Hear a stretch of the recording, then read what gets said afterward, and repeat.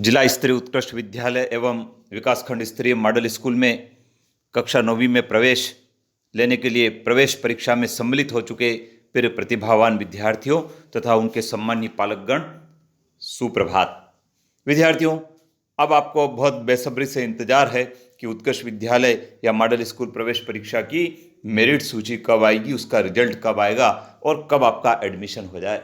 विद्यार्थियों, आपकी जो उत्सुकता है वो उत्सुकता राज्य ओपन बोर्ड के द्वारा बहुत जल्दी से पूरी की जाने वाली है। विद्यार्थियों, 10 से 15 दिन में आपकी परीक्षा का रिजल्ट घोषित होने की संभावनाएं हैं।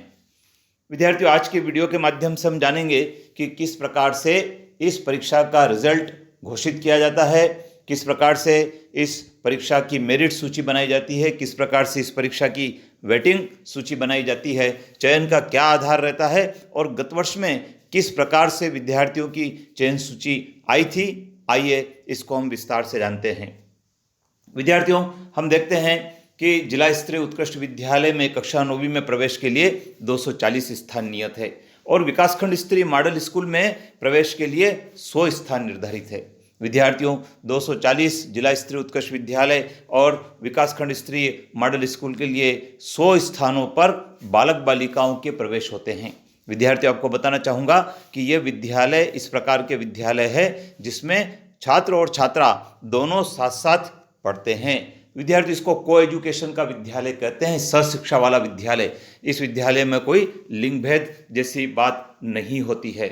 आइए विद्यार्थियों जानते हैं सूची का निर्माण कैसे होता है। तो विद्यार्थियों, सूची का निर्माण जाति वर्ग अनुसार होता है, अर्थात मध्य प्रदेश शासन के द्वारा जो आरक्षण की व्यवस्था की गई है उस आरक्षण की व्यवस्था के अनुसार आपकी सूची का निर्माण होता है। उसमें ओबीसी, एससी, एसटी वर्ग और अनरिजर्व्ड तथा दिव्यांग विद्यार्थियों के नाम सम्मिलित किए जाते हैं, लेकिन उन नाम को सम्मिलित करने की जो सीमा है मध्य प्रदेश शासन की, उस सीमा को ध्यान में रखकर नामों को सम्मिलित किया जाता है। विद्यार्थियों, ये जो आरक्षण की व्यवस्था है, ये आरक्षण की व्यवस्था जिलेवार लागू होती है। हर जिले में आरक्षण का अलग अलग प्रतिशत होता है, उसके अनुसार यह चयन सूची बनाई जाती है।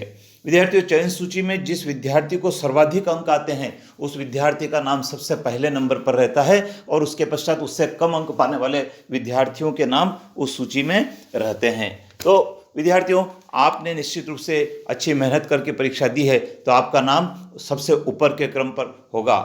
विद्यार्थियों, इस परीक्षा को पास करने के लिए 33% अंक लाना अनिवार्य होता है।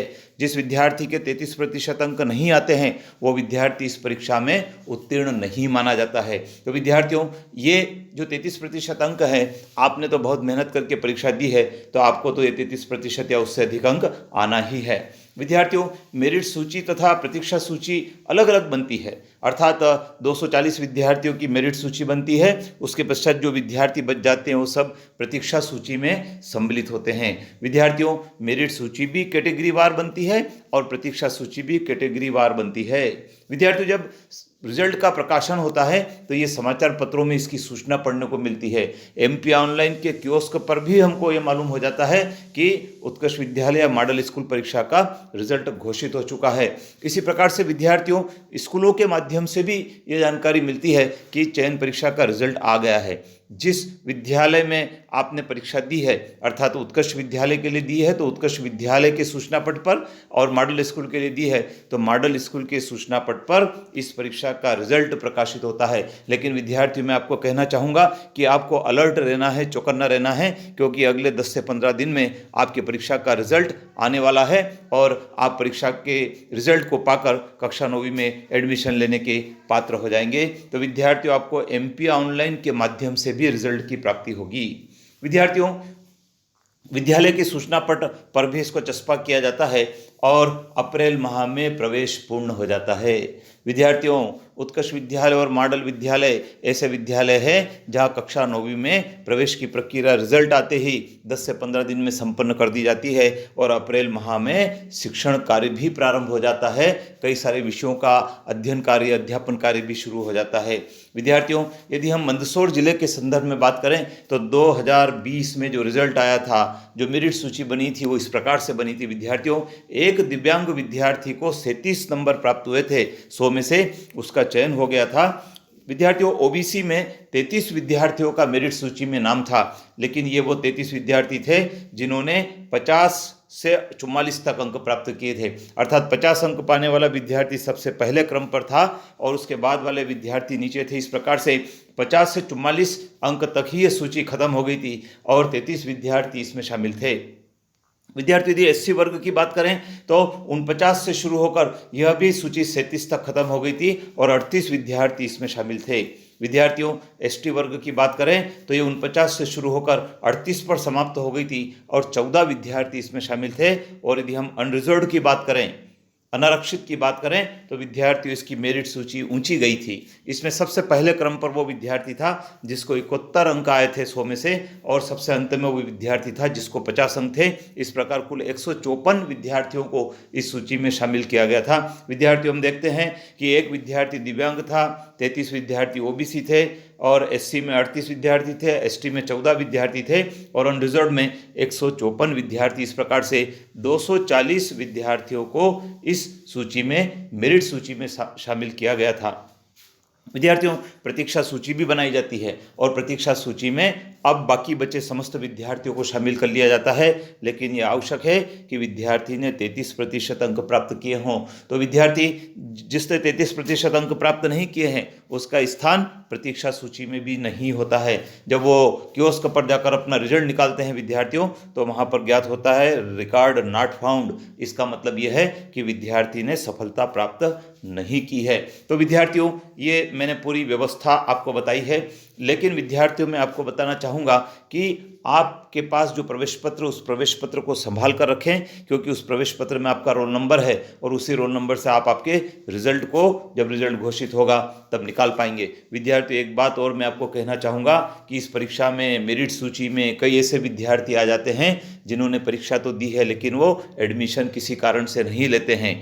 तो विद्यार्थियों, जब वो विद्यार्थी एडमिशन नहीं लेते हैं तो ऐसी दशा में प्रतीक्षा सूची में जो विद्यार्थी होते हैं उनको क्रम से बुलाया जाता है और उनके एडमिशन किए जाते हैं। विद्यार्थियों, बहुत सारे विद्यार्थी ऐसे भी होते हैं जिन्होंने 2 परीक्षाओं का एक साथ फॉर्म भर दिया, अर्थात मॉडल स्कूल का भी भर दिया और उत्कृष्ट विद्यालय का भी भर दिया। उनका नाम दोनों की मेरिट सूची में दिया जाता है, तो वो कहीं एक जगह एडमिशन लेते हैं। ऐसी दशा में एक जगह की सीट रिक्त हो जाती है और उस रिक्त सीट पर प्रतीक्षा सूची से विद्यार्थियों को बुलाकर एडमिशन दिया जाता है।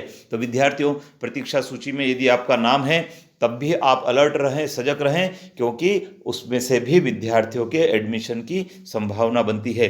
तो विद्यार्थी, ये पूरी जानकारी थी जो मैंने आपको बताई है। आइए जानते हैं, यदि आपका चयन हो जाए तो आपको क्या तैयारी अभी से रखना है, जिससे कि जब आप विद्यालय में प्रवेश लेने के लिए पहुँचे तो आपको किसी प्रकार की कठिनाई नहीं हो। विद्यार्थियों, देखिए, प्रवेश के समय आपको क्या क्या देना है। विद्यार्थियों, आपके पास कक्षा 8वीं उत्तीर्ण की अंक सूची होना चाहिए। जब उत्कृष्ट विद्यालय का परीक्षा परिणाम आएगा तब तक आपकी 8वीं का रिजल्ट भी घोषित हो जाएगा, तो आप विद्यालय से अंक सूची ले लेंगे। शाला छोड़ने का प्रमाण पत्र, जिसको टीसी कहते हैं, transfer certificate, school leaving certificate, वो आपके पास होना चाहिए, ओरिजिनल होना चाहिए। विद्यार्थियों, 2 नंबर का बिंदु।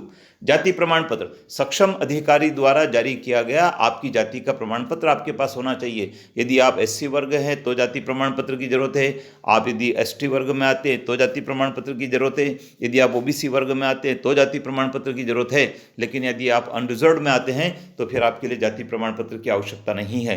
विद्यार्थियों, यदि आपने विकलांगता की श्रेणी में आवेदन किया है, दिव्यांग की श्रेणी में आपने आवेदन किया है, तो ऐसी दशा में दिव्यांग विद्यार्थियों के लिए भी विकलांगता का प्रमाण पत्र, दिव्यांगता का प्रमाण पत्र चाहिए, वो भी आप तैयार करके रखें। इसी प्रकार से आधार कार्ड, विद्यार्थियों, आप सबके पास आधार कार्ड होगा। यदि आपके पास आधार कार्ड नहीं है तो आप आधार कार्ड बनवा लीजिए, क्योंकि आधार कार्ड प्रवेश के समय प्रस्तुत करना बहुत जरूरी है। इसी प्रकार से विद्यार्थियों, समग्र आईडी, ये बहुत बहुत जरूरी है, क्योंकि जब विद्यालय में विद्यार्थी एडमिशन लेते हैं तो उनकी प्रोफाइल को अपडेट किया जाता है, उस समय समग्र आईडी की जरूरत पड़ती है।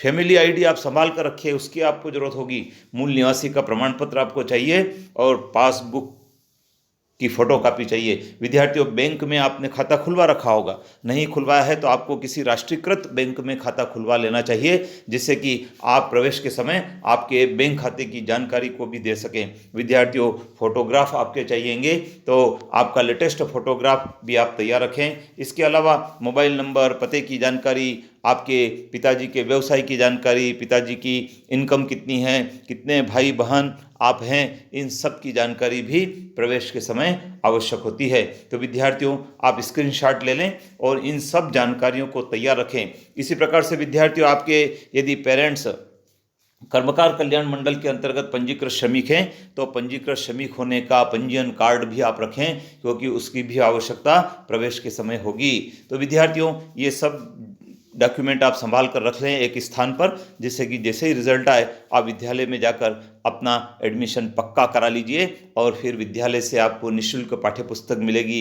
विद्यार्थियों, बाजार से पाठ्य पुस्तक खरीदने की आवश्यकता नहीं है, सरकार ने आपके लिए निःशुल्क पाठ्य पुस्तक की व्यवस्था की है। वो पाठ्य पुस्तक आपको मिलेगी और अप्रैल माह में आपका शिक्षण कार्य शुरू हो जाएगा। विद्यार्थियों, अभी जो विद्यार्थी कक्षा 9वीं में पढ़ रहे हैं, आप उनसे भी संपर्क में रहें, ताकि जैसे ही उनकी परीक्षा निपटे आपको उनसे भी पाठ्य पुस्तकों की मदद मिल जाएगी, उनसे भी गाइडेंस मिल जाएगा और आपकी पढ़ाई अप्रैल माह से शुरू हो जाएगी। तो विद्यार्थियों, आप प्रतीक्षा करें, आपकी जो बेसब्री है वो बेसब्री बहुत जल्दी से आपकी दूर होने वाली है और आपका रिजल्ट आपको मिलने वाला है। विद्यार्थियों, आपने मेरे चैनल पर पूरे परीक्षा के प्रश्न पत्र के हल को जान लिया होगा और आपने आपके विषय की टोटल भी लगा ली होगी, आपके कुल कितने अंक आने वाले हैं ये भी आपने देख लिया होगा और गत वर्ष से आप इसकी तुलना करेंगे तो आपको ये मालूम भी हो जाएगा कि आपका मेरिट सूची में स्थान कौन से नंबर पर होगा। तो विद्यार्थियों, आपको अग्रिम शुभकामनाएं, चैनल पर बने रहें, क्योंकि और भी कई उपयोगी जानकारी मैं आपको इस चैनल के माध्यम से दूंगा। अपने मित्रों को भी शेयर करें, लाइक करें। विद्यार्थियों, आपने बड़ी संख्या में मेरे इस वीडियो को देखा और उससे लाभ उठाया है, तो एक बार फिर से आपका बहुत बहुत धन्यवाद।